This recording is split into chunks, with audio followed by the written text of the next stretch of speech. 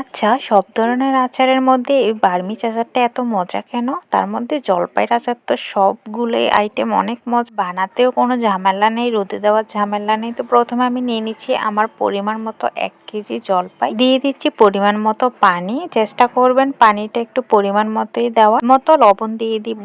আর colour আসার জন্য, একটা সুন্দর কালার আসার জন্য হলুদ গুঁড়ো দিয়ে আমি ঢেকে রেখেছি সিদ্ধ হওয়া পর্যন্ত। সিদ্ধ হলে এটা গরম থাকায় অবস্থায় আমি ম্যাশ করে নিব। গরম থাকা অবস্থায় সুন্দর ম্যাশ হয়েছে, আপনারা চাইলে ঠান্ডা হলেও করতে পারেন। ম্যাশ করা হয়ে গেলে চেষ্টা করবেন পানিটা টানানোর জন্য, তারপর আচারটা আর বেশি দিন সংরক্ষণ থাকবে, নষ্ট হবে না। তো আমার ম্যাশ করা হয়ে গেছে। সরিষার তেল বসিয়ে দিয়ে আমি 5 ফোড়ন দিয়ে দিচ্ছি 2 চা চামচ, একটু নেড়ে চেড়ে সিদ্ধ করা জলপাই দিয়ে দিব এর মধ্যে। তারপরে চিনি অ্যাড করে দিব। আপনারা চিনিটা পছন্দ মতো দিতে পারেন, যারা মিষ্টি খেতে পছন্দ করেন তারা একটু বাড়িয়ে দিবেন, আর যারা টক খেতে পছন্দ করেন তারা মিষ্টি একটু কমিয়ে দিবেন।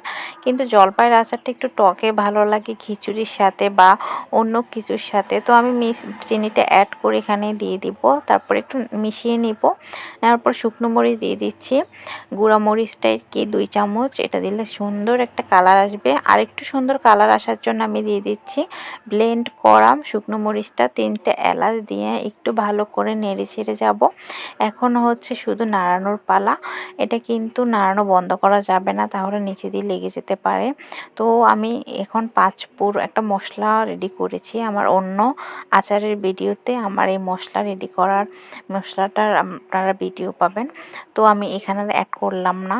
এতে আছে 5 ফোড়ন, শুকনো মরিচ 2 বা 3টা, তারপরে এলাচ আর আছে জিরা।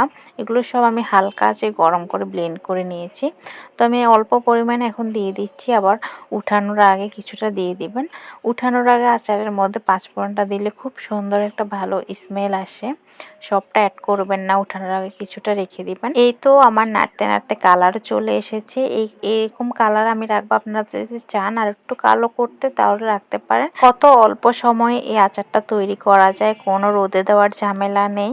তো আমার কাছে এটা অনেক ইজি লাগে, আমি আমার শেপ মতো রেখে দিলাম। আপনারা চাইলে এরকমভাবে কোনো একটা ডিব্বায় ভরে সারা বছর সংরক্ষণ করতে পারেন, মাঝে মাঝে একটু রোদে দিবেন। তো আচারটা অনেক বছর ভালো থাকবে, আর নর্মাল ফ্রিজও রাখতে পারেন। তো আমার আজকের এই রেসিপি, সহজ আচারের রেসিপি কেমন লেগেছে জানাবেন। এই বার্মিজ আচারটা আপনারা খিচুড়ির সাথে সব কিছুর সাথে খেতে পারেন, এতটাই মজার হয়ে থাকে। আর বানাতে মাত্র 10-15 মিনিট লাগে। তো আমার রেসিপিটা ভালো লাগলে একটা শেয়ার করে দিবেন। আল্লাহ হাফেজ।